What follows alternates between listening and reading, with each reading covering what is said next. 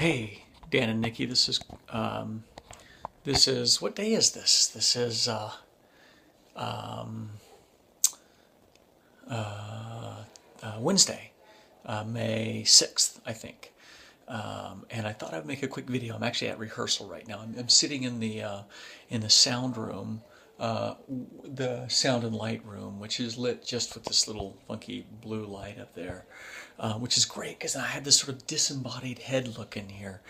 Anyway, rehearsal is going on right now, but I don't come in until scene 5, and we're only in scene 1 right now.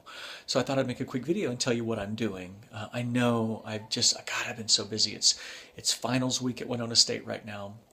Graduation's Friday, so we're just crazy busy.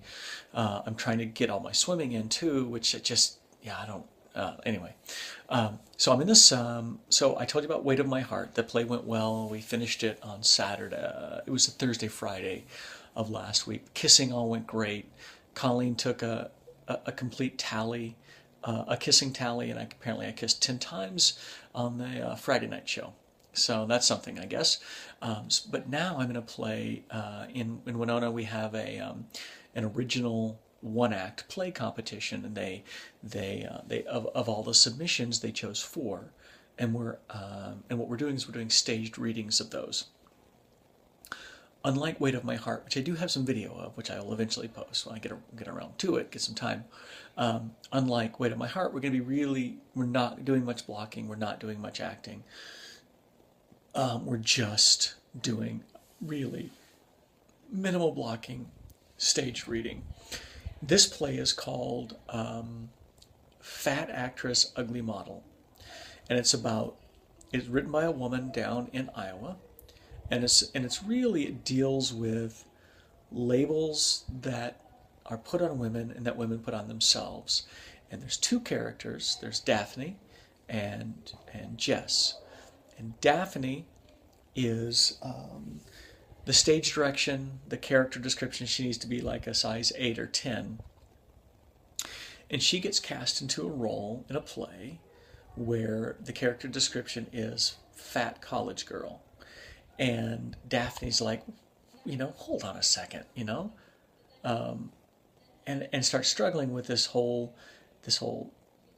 concept especially in theater and in New York, which is where this play is set, of what, how do we look at women? How do women look at themselves? And the thing about Daphne, she's also bulimic. She sort of has bouts of it.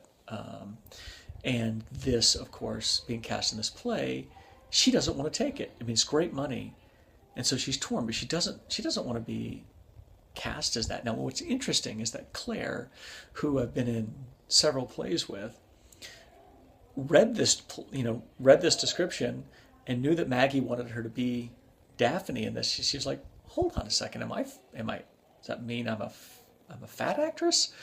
And so, when you go into, and now I'm a guy, so I'm just speaking, relatively intellectually about this stuff. But, it's, so it's that struggle of, okay, how do I define myself? And, and in fact, Daphne has this one scene where, with her boyfriend, her fiance, Sam, who says, you're not fat or thin, you're just you. And she's like, oh, I hate that kind of bullshit, because that's exactly what you tell girls who are ugly or fat or something like that. So it's interesting. I actually am not sure I either really like or sympathize with the play or the characters, but there's another character, Jess, who is anorexic, and she weighs 95 pounds. And my opening scene with her is we're in a restaurant, and we end up getting to this discussion. She tells me she never eats, and I was like, "What do you mean you don't eat? How can you not eat?" And, I'm like, "What the hell are you talking about?" And she says, "Well, listen, I have to have size zeros taken in for me." And I say, "You know what? I have no friggin' idea what that really means." And then she ends up accusing me of making women like her do what they do. We have this big argument, which then results in this crazy-eyed stare off, which results, of course, in mad, passionate kissing. Thankfully, we're just doing a staged reading because Jess is actually the woman who's playing Jess, whose name is Jess, oddly enough, is one of my staff. So, but but my character is tends to be attracted to, what he says are slender women, and really it's unhealthily skinny women. There's and then she actually in this scene, she actually confronts him and says, "Listen, did you only ask me out because you like to screw skinny girls?" At which point he becomes upset and and becomes defensive. So anyway, there's some investigation of those ideas in this play, and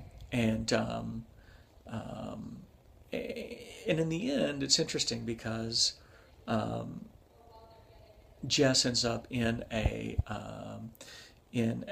not an institution, but I guess a treatment center for her anorexia. And Daphne goes and visits her, and and Jess says to her, "Have you binged lately?" And Daphne says, "Well, no, but I probably will."